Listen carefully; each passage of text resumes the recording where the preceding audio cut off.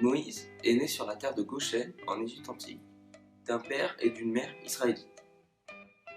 Le pharaon, ayant donné l'ordre à tout son peuple de tuer tous les nouveau-nés mâles, la mère de Moïse décida alors de le déposer dans le Nil pour qu'il dérive jusqu'à trouver quelqu'un qui le recueillera.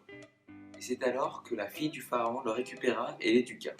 De cette adoption, Moïse recevra un demi-frère et une demi-sœur. Ses parents biologiques sont de la première génération des Hébreux qui naissent en Égypte. Moïse est le premier prophète du judaïsme. Il est probablement le personnage le plus important de la Bible hébraïque. Il est aussi l'auteur du Pentateuque, c'est-à-dire les 5 premiers livres de la Bible. Il y apparaît comme le prophète et le guide qui conduit le peuple hébreu hors d'Égypte où il vivait dans la servitude.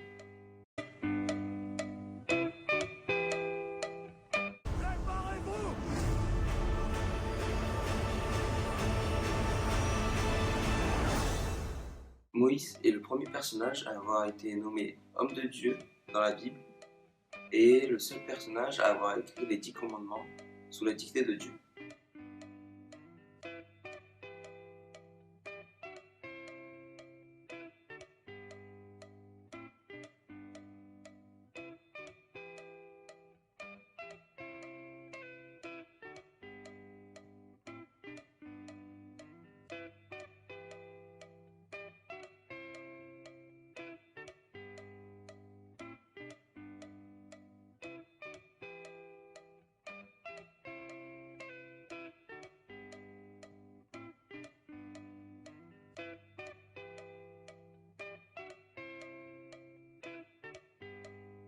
On peut constater aussi qu'en islam, Moïse, sous le nom de Moussa, est le prophète le plus présent dans le Coran, où il est nommé plus de 136 fois.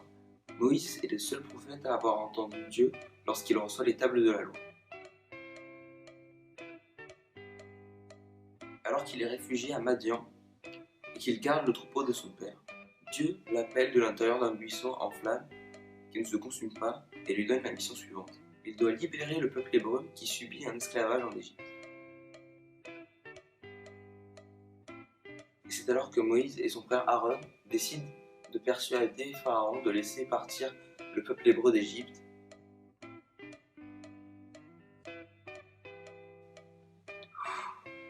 Mais celui-ci refuse. Alors, en guise de menace, Moïse demanda à Dieu d'infliger les 10 plaies d'Égypte sur Pharaon, afin qu'il laisse partir le peuple hébreu. Dans l'histoire de Moïse, Dieu est tout-puissant et n'hésite pas à punir les hommes. D'après moi, les hommes ont du mal à croire en Dieu, ils ont un jugement démesuré et trop hâtif. Savez-vous planter les choux, à la mode de chez nous,